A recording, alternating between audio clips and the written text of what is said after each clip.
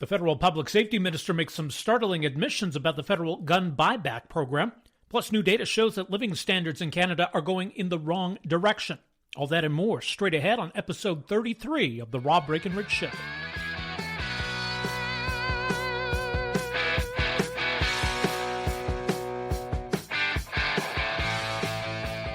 All right, greetings, friends. Thank you so much for joining us here on the Rob Breakenridge Show. A lot to get to on this episode of the program. Let's begin, though, with the news out of Ottawa this week. And it concerns the federal government's plan to ban so-called assault-style weapons and this gun buyback program that's supposed to accompany that policy. Now, what has been one of the lingering questions, I guess, since we went from Justin Trudeau to Mark Carney was this one of the legacy Trudeau policies that Mark Carney was going to keep?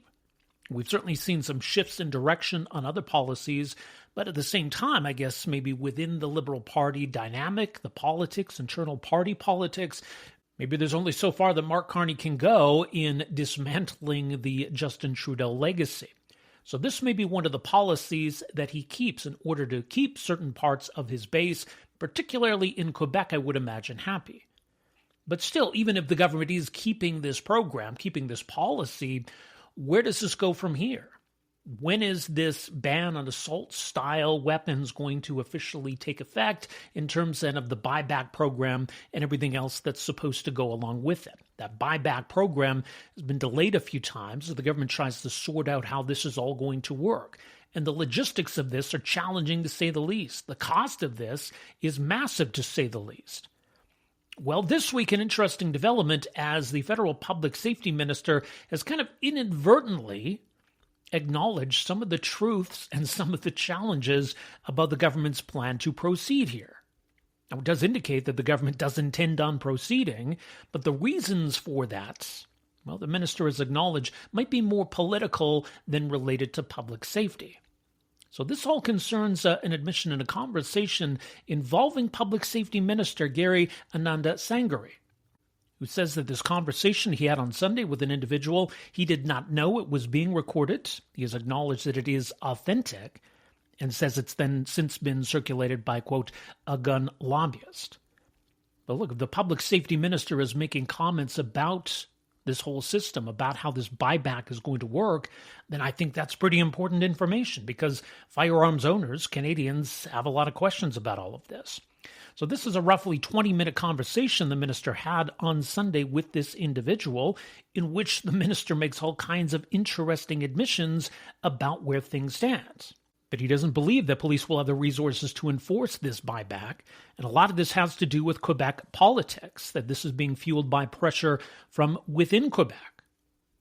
There's also a suggestion here that the minister makes that the amount of money being spent on this program will be capped at around $740 million, which, given the number of firearms that would be encompassed in this buyback program, suggests that either it's going to be a much smaller amount that gun owners are compensated with, or some just won't be compensated at all. So given all the challenges in implementing this, given the fact that this is really not going to do anything for public safety, why is the government still going down this path? And with the public safety minister essentially acknowledging that this really isn't about public safety, maybe it's an opportunity to take a step back and refocus. Is the prime minister still committed to this policy?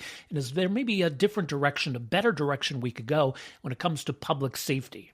So we're going to get into a conversation around this issue. I wanted to play for you, though, some of the exchange in the House of Commons on Monday. Understandably, given the stakes here, Opposition leader, Conservative leader Pierre Poilievre, with some pointed questions for the public safety minister. First of all, here's the minister with his statement acknowledging what he was caught saying on tape. Sunday, I had a conversation with an individual that I've known for many years who recorded it without my knowledge and had it leaked to a gun lobbyist. In that conversation, Mr. Speaker, the subject of the assault-style firearms buyback compensation program was discussed. In trying to address this issue, Mr. Speaker, the individual's frustration, my comments were misguided.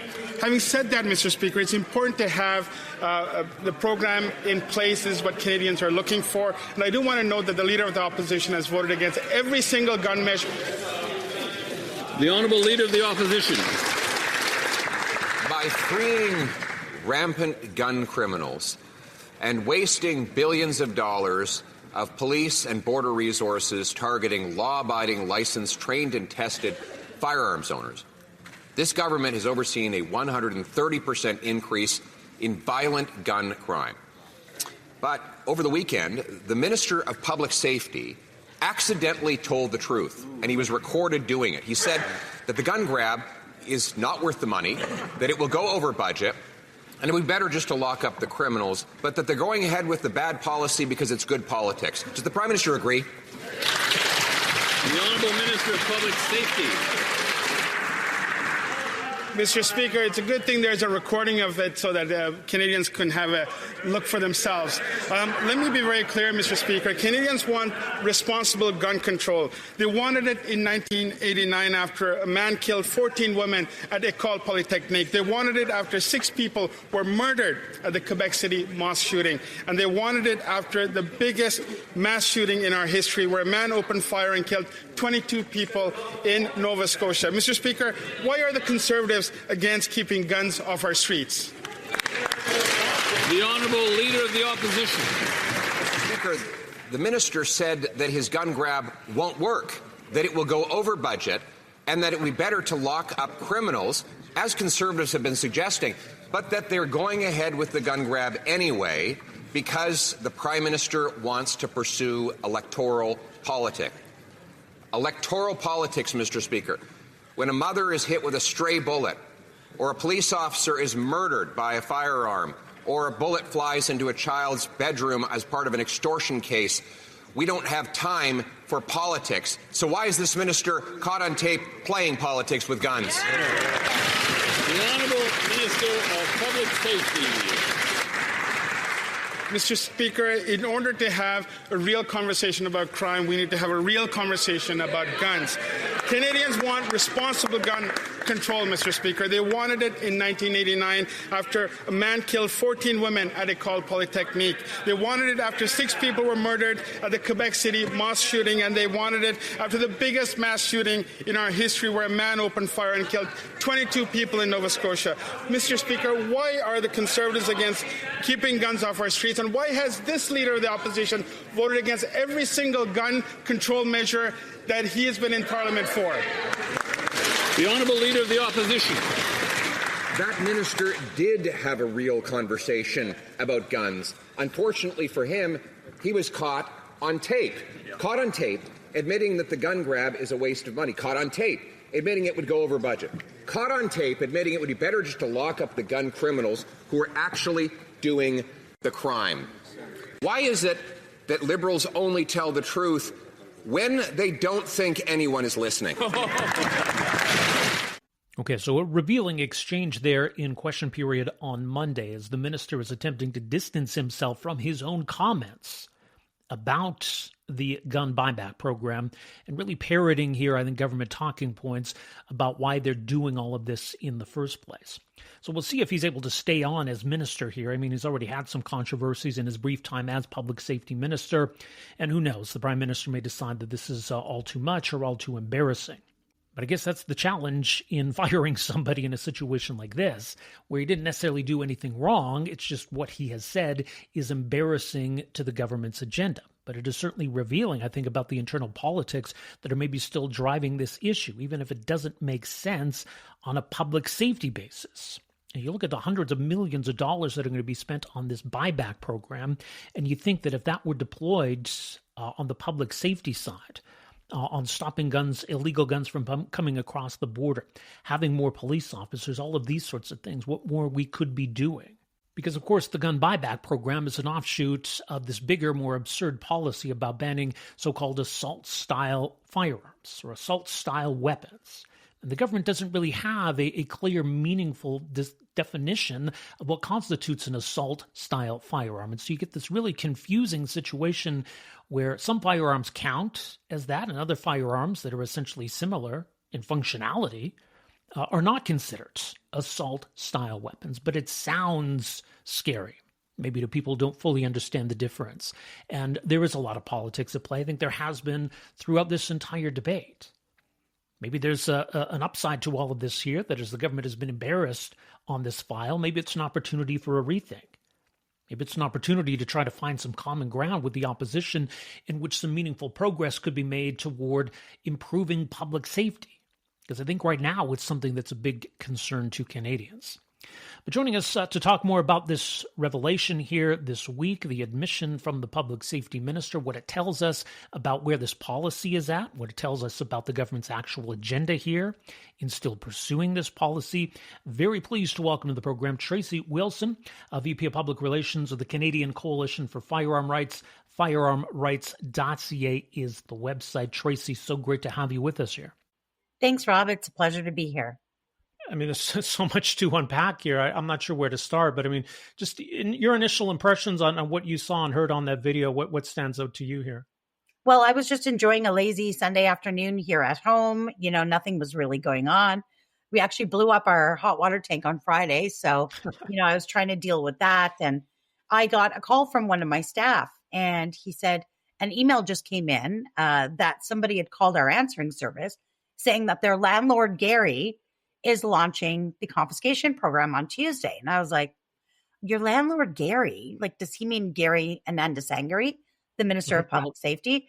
So I said, okay, leave it with me. I'll call the person back. So I called them back, and sure enough, it was a gentleman who is a longtime tenant of the minister at one of his many rental properties.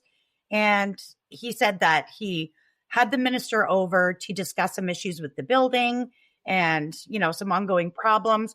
And he actually recorded it for accountability reasons for Gary being his landlord. And if you listen to the recording, they talked for about 32 minutes about landlord stuff. Of course, that's not included in my release because it was irrelevant to us. But then the minister turns to him, knowing that his tenant is a gun owner, and says, hey, I got to talk to you about something else. You're not going to like it. We're launching the buyback confiscation program on Tuesday. So they proceed to have like a 20-minute exchange back and forth, arguing about the merits of the program or lack thereof. The guy was concerned about it. Like, he does not want to participate. He wants to keep the firearms that he bought legally and has owned safely without issue for decades. And he told Gary that he wasn't going to be participating and that he was worried about being arrested. And the Minister of Public Safety said, don't worry about it. If you get arrested, I'll bail you out. Like, it just went on and on. There was some bizarre conversation about the amount that his firearms are worth versus what the government is going to compensate you for, and that those numbers didn't line up. And Gary said, don't worry about that either. I will personally compensate you for what's missing, which is absolutely ridiculous. I mean, well, I don't know. I guess in one way it's kind of based, for Gary as a landlord. But on the other hand, you're the Minister of Public Safety. You cannot counsel someone to break the law. You cannot participate in paying people off, because they have some sort of connection to you, regardless of how distant. And then, of course, just the entire commentary on how he understands that nobody likes this program. It's not going to actually have any benefit for public safety. It's not supported by literally anybody other than Quebec, but they've decided to march forward with it. And, of course, blow $750 million taxpayer dollars on this war with legal gun owners instead of focusing on crime. So it was just a lot to digest. I spoke to the gentleman a couple of times on Sunday to make sure that he was comfortable with me putting it out there. And I thought, like, it was such a bizarre exchange to listen to that I thought other Canadians may need to hear that. So, there I was with my unwashed hair recording this crazy video. And of course, it's been picked up by the media. It was the topic of conversation in question period today in the House of Commons. And the minister's like, well, I just kind of misspoke. I don't know. It's a mess. So I guess tomorrow morning we'll see if the minister's still going to go forward with launching this confiscation gun grab scheme, or if he's going to instead listen to his own advice and maybe focus on the flow of smuggled guns instead. Yeah. I mean, they've extended and postponed this a few times. So the fact that, at least in this recording, he's talking about a firm date or a starting point, is that new information then? Yeah. So he in the recording, he talked about that it will be launching tomorrow, but only in certain jurisdictions, because the problem for the last 5 years is nobody wants to do it. Nobody wants to wade into this. You're talking about law enforcement being pulled off of their duties, keeping the public safe or trying to, either solve or stop crime. Instead, they're going to be focused on going to the doors of licensed legal gun owners who've done nothing to warrant it and confiscating their guns. So, the very few law enforcement agencies in the country have accepted this. It's been rejected wholly by almost everybody. However, there are a couple of jurisdictions that I know are money starved, and I think it's like dangling a carrot over their heads. So it's going to begin tomorrow with Cape Breton, an area in Nova Scotia, first up. And I guess Cape Breton gun owners have the unfortunate position of being first on the minister's target, so to speak. So when he talks about firm dollar figures, like it seems like the government's going to, at least in what he says here, they're going to cap the amount they spend on this. So either that's going to leave some gun owners getting no compensation, or it's going to be very limited compensation for firearms below what they had promised before. What do we read into that? Yeah, well, it's funny because we were having this conversation recently with somebody else who had heard something similar. So this sort of confirms what we were afraid of. And yes, the minister confirmed that the program is capped at $742 million, which may seem like a really big number to people. But in actual fact, there's well over 500,000 guns out there that they need to, that they want to grab up from gun owners. So the projected costs for doing that properly and compensating people fairly and compensating everybody would be well into the billions of dollars. So what he's saying is it'll be a first come, first serve type of program. So gun owners will be directed to a government website, a portal, where it will be completely reliant on gun owners self-reporting what they own that's been banned. Because, of course, aside from the AR-15s that were previously restricted and therefore registered, the government actually has no idea where these guns are or who's got them. So they're going to open up a portal. You would go in and enter all your information, list all the firearms you've got that have been recently banned, and then hope and pray that you get a piece of that money pot before the well is dry. Of course, once the well is dry, nobody else gets any money, but the government's got your list of guns. So they're going to come and take them from you either way. So It's actually quite sinister when you look at it that way. If they really, truly wanted to treat gun owners fairly, first of all, they would scrap the program entirely. But if not, then at least treat everyone as equals. So it seems those areas whose jurisdictions, whose law enforcement has agreed to do this will get first crack at that money pot. So it's just a terrible situation to be in for everybody. Well, just the whole process of determining what constitutes an assault-style firearm as opposed to a legal semi-automatic rifle. They've had a really hard time discerning between the two. I think it's really confusing for firearms owners what it means now. And I guess there's the question too, Tracey, right, of what's it going to mean in the future? Is this list finalized now? Is this list going to change or grow in the years ahead? Do we even know? So the anti-gun lobby groups, Police Souvier and the Coalition for Gun Control, have been very clear that they do not feel that this is comprehensive. They at least want all semi-automatics, if not all firearms. So right now, the government's been sort of, piecing together. We've got 3 different gun bans. We've got 2 different amnesty dates. And, of course, a string of other firearms that have been cobbled into the banned pot together with all this other stuff. It's almost impossible for the average Canadian to even understand or know what's going on. But I'll remind your audience that every single firearm that's been banned by the Liberal government since they started doing this in May of 2020 was previously deemed legal and appropriate for civilian sporting and hunting use by the RCMP technicians, the actual experts on these issues. So it's people in suits in Ottawa who are now calling the shots, and they are literally looking at pictures of guns and picking and choosing what looks scariest. And of course, being popular is one of the criteria. So as they ban guns and we're like, okay, now we can't use all these guns. So you go out and buy something new. So you've still got at least something to hunt with or to shoot competition with. Now that one's become popular, they've added that to the ban list as well. Just right up until a couple of weeks ago, where they added a couple of new bolt action rifles to it. So yeah, there's no rhyme or reason to it. And I don't believe for a minute that it's going to stop here.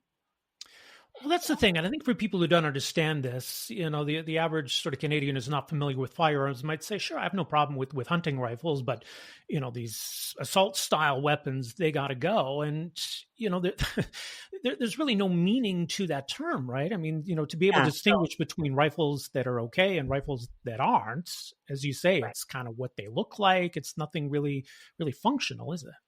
No, and the criteria for an assault weapon, of course, would be the opportunity to have select fire, which is full auto. Those have been banned in Canada since 1978. Nobody's asking to bring that back. What we're talking about here are semi-automatic rifles. They're limited to a maximum of 5 shells per gun, 5 cartridges. And of course, it's, one trigger pull per bullet. So this is not a spray and pray. It's, movies and Hollywood and video games sort of conjure up these images, but it's not that type of situation. So it's funny because some semi-autos that take 5 rounds are banned and some are not. I don't know a military in the world that would use these firearms. They've banned everything right down to bolt action rifles, to little 22s, which my children literally shoot. It's barely above a pellet gun. These are not weapons of war. It's just a ridiculous notion. And it's a complete slap in the face to licensed gun owners who've complied and obeyed all the rules and regulations revolving around gun ownership, no matter how ridiculous they are. And it breaks that social contract between gun owners and their government and gun owners and law enforcement, because no matter how much of a good gun owner you've been for the last, however many decades, it doesn't matter. They're going to come and take them anyways. So it's walking a dangerous line, because once you push people into criminalizing them, it's hard to say where that's going to go from here. It's nothing I ever wanted to see in this country. So it's devastating. I mean, we've had Ontario say, don't look to us to help you do this. Alberta said that, they made that clear some time ago, that we're not going to help you salvage this buyback program. So in areas of the country where, provincial governments are saying, don't look to us for help on this, what does it mean for implementing this program in other parts of the country? Well, you're right. Recently, the OPP, the Ontario Provincial Police, said they'd want nothing to do with it, which is great and expected. I know Doug Ford's not supportive of it. However, he doesn't really stick his neck out for gun owners very much.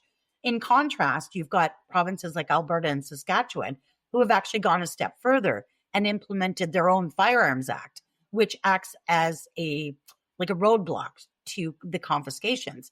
So, for example, in Alberta, if you want, if you're a law enforcement agency or any other kind of agency in Alberta and you want to participate and get paid by the government to go confiscate firearms from licensed gun owners, you're going to need a special license that only the Alberta government can provide to you.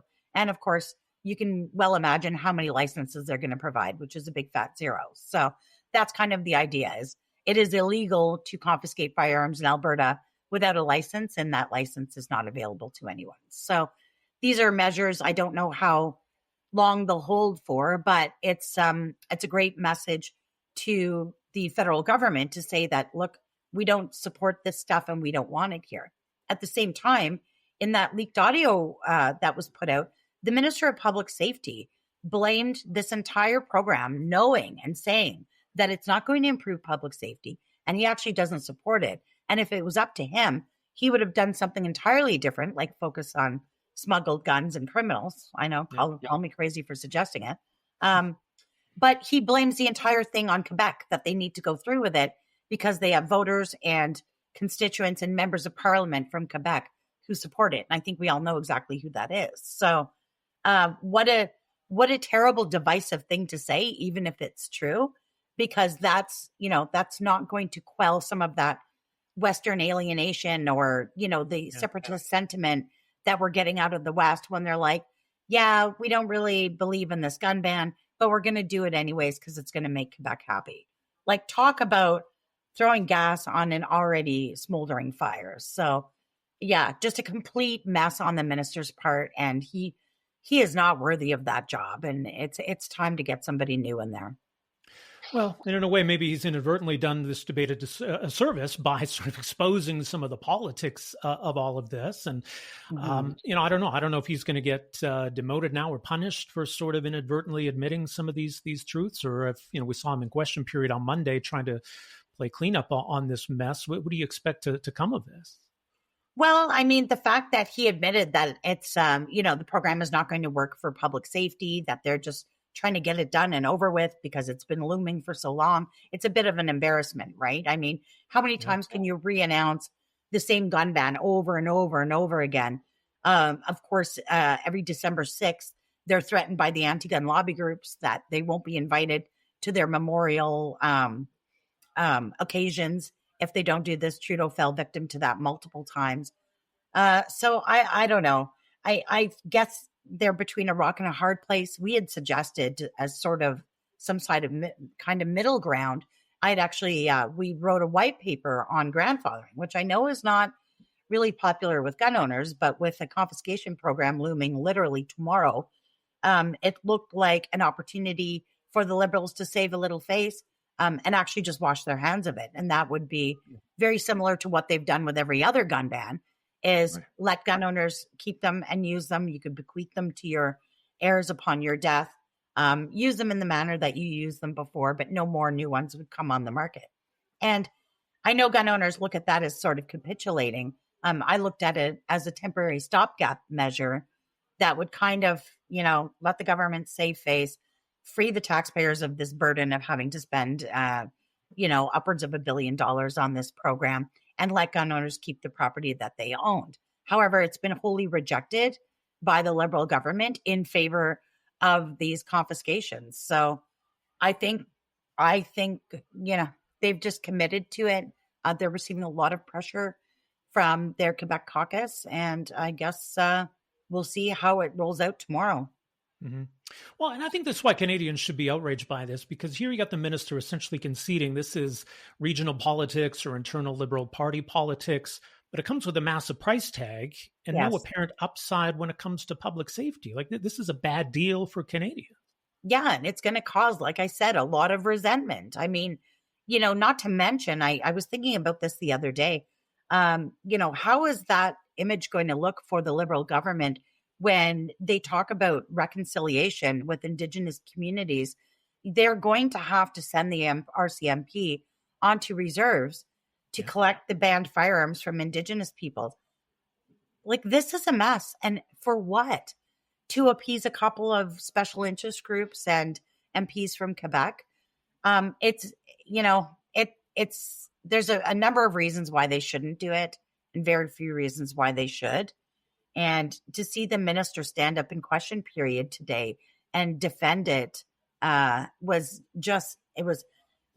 he defended it. Then they had Sean Fraser step in for him. Then Ruby Sahota stepped in. And of course, eventually Natalie Provost, right? They trotted out the victim card on that one. So, I don't know what's in store for Canadian gun owners, but we promised them we'd fight it all the way. We are also, we applied for leave to the Supreme Court for our court challenge. It's been ongoing since the beginning of this. We won't give up on that either. We're, almost $2.5 million into this battle. So, we'll see if the Supreme Court's willing to hear the case, and hopefully they are. And maybe there's some way we can stop this. But yeah, so far it looks bleak for Canadian gun owners, really. We'll see what comes of all of that. Much more is mentioned, firearmrights.ca. Tracey, really appreciate the overview and the insight on this. Thanks so much for joining us here. Thanks for the opportunity, Rob. Have a great day. Right, once again, that is Tracey Wilson, VP of Public Relations of the Canadian Coalition for Firearm Rights, firearmrights.ca. Well, I guess we'll see what comes of this whole controversy. Is the minister going to keep his job? Is the federal government still going to press ahead with this controversial gun buyback program? How's it all going to work? How much is it all going to cost? I mean, is any of this going to do anything at all for public safety? I think public safety is a big concern for Canadians at the moment. I don't know that that's necessarily translating into support for or a belief in this gun buyback program or the whole concept of banning so-called assault-style firearms. Because I don't think there's a meaningful or functional definition for that. Doesn't seem like that's something that's actually going to improve public safety to any kind of meaningful or measurable degree. So we'll see what comes of this whole controversy, but I think certainly an embarrassing moment here for the government. Maybe that means a minister pays a political price. Maybe that means a government changes course. I guess we'll just have to see how this all plays out over the next few days here. All right, coming up in a moment, some important new research regarding the Canadian economy. And I think there's a lot of concern, obviously, at the moment that we're certainly going through an economic slowdown, maybe on the verge of a recession. And who knows where things are going in terms of our trading relationship with the United States, what comes out of CUSMA renegotiations. It seems like we're now entering that whole phase. So the threat of a trade war hanging over a slowing Canadian economy. But some new research shows that we're entering all of this uncertainty. We're entering this slowdown in a really weak position.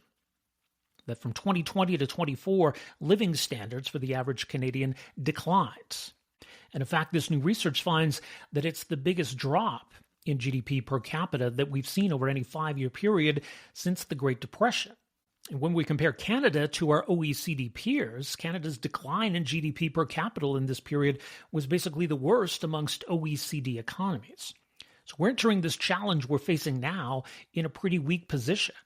And if we don't really do anything to turn around our living standards, our GDP per capita, then we're going to be in some real trouble. So we're going to find out more about what this study found, what it portends for the Canadian economy as we face some pretty big challenges ahead. We'll hear from one of the authors of this new report. You're listening to The Rob Breakenridge Show.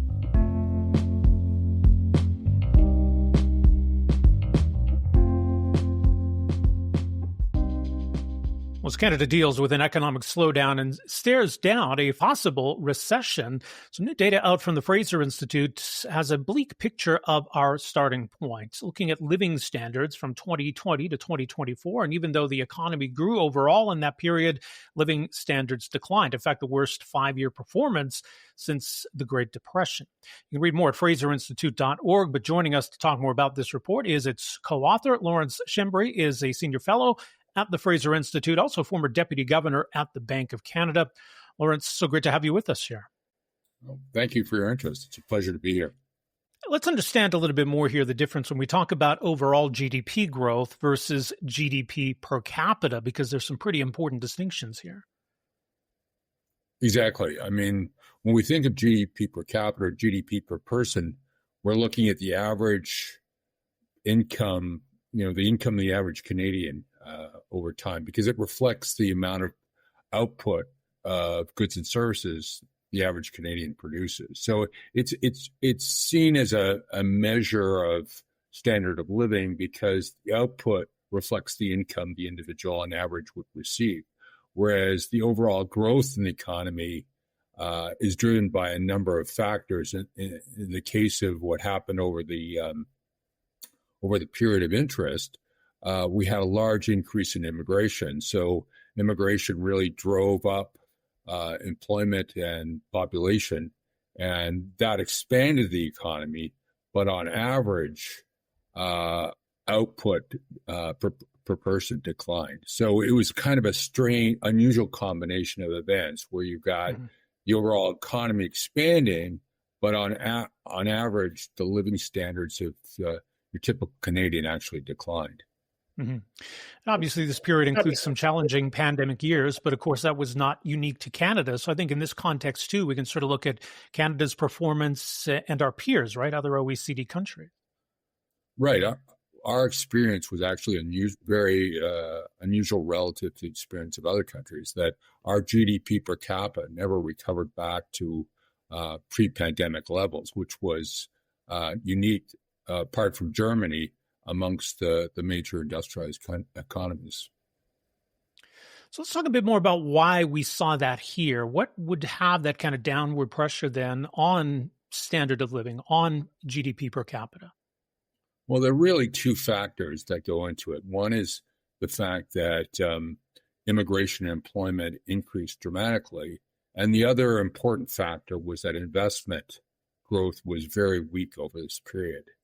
And there are a number of factors that contributed to the weak investment growth. The investment environment in Canada was not that strong. There's a lot of regulation, large deficits, the expectation of future taxes down the road, which could dampen the economic outlook.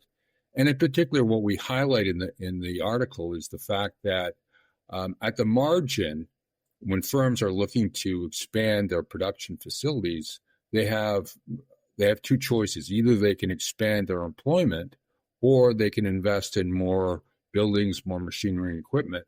And because of the immigration, it held down the relative price of wages. And so it made more sense for firms to expand their facilities by simply hiring more labor as opposed to investing in machinery and equipment. And that meant that on average, the Canadian worker had less machinery and equipment to work with, which had the implication that his or her productivity was less on average.